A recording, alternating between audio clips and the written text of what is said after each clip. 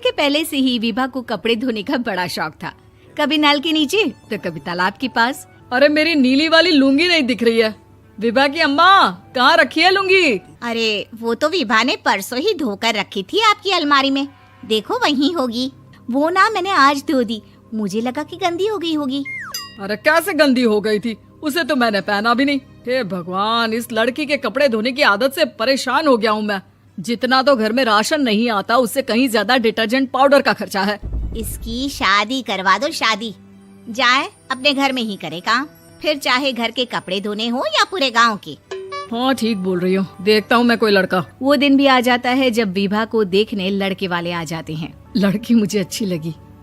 होने वाली सास कहती है, बेटी अगर कुछ पूछना है तो पूछ लो। वैसे तो हमारी लड़की बहुत ही शर्मीली है, जो बोल दो वो मान लेती है, इसे क्या पूछना होगा। अरे कैसी बात कर रही हो माँ, मुझे इन लोगों के घर रहना है, सवाल तो कई है। हाँ हाँ बेटा पूछ लो ना, क्या पूछना है। आप लोगों के घर कपड़े कौन धोता है? सास का मुंह बन जाता है। देखो अगर तुम ये कहना चाहती हो कि तुम्हें कपड़े धोने नहीं आते तो सुन लो, कपड़े मैं ही धोती हूँ, लेकिन तुम्हारे आ जाने के बाद मैं रुमाल तक नहीं धोऊंगी। अरे चुप रहना भाग्यवान, बहू बेचारी घर आई नहीं, उसे डराना शुरू कर दिया। वो क्या है ना बिटिया, अभी तक तो ये कल्लू की माँ ही धोती थी, लेकिन अब तुम्हारे पापा तो दहेज में वॉशिंग मशीन देंगे ही। तभी विभा की माँ बोल पड़ती है, सवाल भी पूछा तो क्या। वैसे भाई साहब, मशीन की तो फिर भी कपड़े धोने की कैपेसिटी होती है। मतलब जो बिटिया दे रहे हैं ना विभा, इसे कपड़े धोने का बहुत शौक है। ये आप लोगों के क्या, आस पड़ोस गांव मोहल्ले सबके कपड़े धो दे और उफ तक ना करे। बाहर देखा नहीं आपने कितने कपड़े सूख रहे हैं, सब हमारी बिटिया ने ही तो धोए हैं। बस भी करो ना माँ, शर्म आ रही इतनी तारीफ सुनकर। और तो और एक दाग निकाल कर दिखाओ तो मान जाऊं। हाँ अच्छा माफ करना बेटा, मैंने गलत समझा, हमें तो रिश्ता बहुत पसंद है। और ऐसे जुड़ जाता है रिश्ता कपड़े धोने का शौक रखने वाली विभा का। उसकी शादी हो जाती है कोयला फैक्ट्री में काम करने वाले कल्लू के साथ। शादी के बाद अचानक विभा चिल्लाती हुई सास के पास आती है। सासू माँ, अरे सासू माँ कहाँ है आप? ये तो धोखा है, धोखा दिया आप लोगों ने मुझे। इसे ससुर के चक्कर के बारे में पता चल गया। अरे तो उसमें तुझे क्यों धोखा मिला है? अरे नल में पानी नहीं आता, कपड़े कैसे कब धुलेंगे? अच्छा तू पानी नहीं आ रहा उसकी बात कर रही है। तो आपने क्या सोचा? कुछ नहीं। अच्छा तेरी माँ ने कहा था कि कपड़े धोने का शौक है तुझे, याद आया मुझे। शौक बोलकर कपड़े धोने वाले मेरे जुनून को कम ना आके सासू माँ, कपड़ा धोना मेरा गुरूर है। तभी पति भी वहाँ आ जाता है।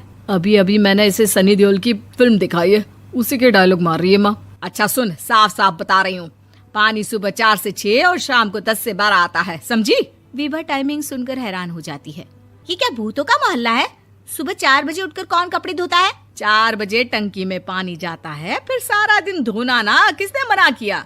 अरे कैसी बात कर रही हैं? 200 लीटर की टंकी में कितने कपड़े धो लूंगी मैं, सुबह ही उठ जाऊंगी मैं। अब क्या था, विभा सुबह 4 से लेकर रात के 12 बजे तक कपड़े ही धोती रहती। एक रोज सास पड़ोस से निकलकर कहीं जा रही होती है कि साथ वाली कहती है, हाँ कल्लू की माँ, जरा ये बताओ कि 2 साड़ी है, 2 ब्लाउज और एक पेटीकोट और एक नाड़े वाला लंबा कच्छा।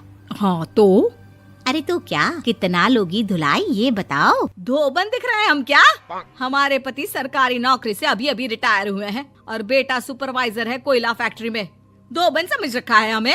हाय रे कल्लू की अम्मा, माफ कर दो, वो तो मोहल्ले में यही सब बता रहे थे कि तुमने बहू को कपड़ा धुलवाने के काम में लगा दिया है। सास को पड़ोसन की बात सुनकर गुस्सा आ जाता है। वो घर पहुंचती है जहां घर के बाहर ही इतने सारे कपड़े सूख रहे होते हैं जितने कि किसी धोबन के घर पर। अरे ओ कल्लू की दुल्हन, बाहर निकल।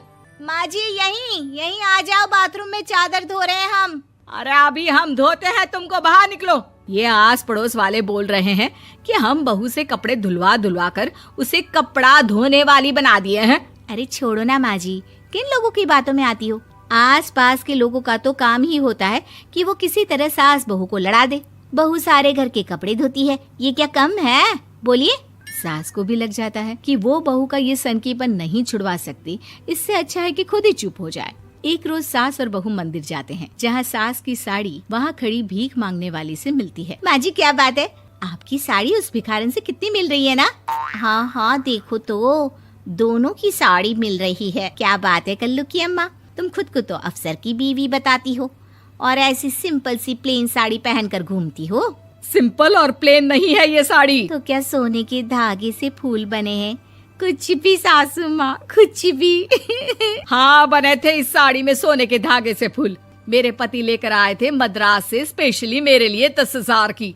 ताहे भाई साहब इस भिखारन के लिए भी सेम टू सेम साड़ी लेकर आए होंगे 10,000 की। सास उस वक्त तो कुछ नहीं कहती, लेकिन बहू के साथ घर आती है और अलमारी से एल्बम निकाल कर लाती है। ये साड़ी देख रही है, ये वही साड़ी है जिसे मैंने अभी पहना था।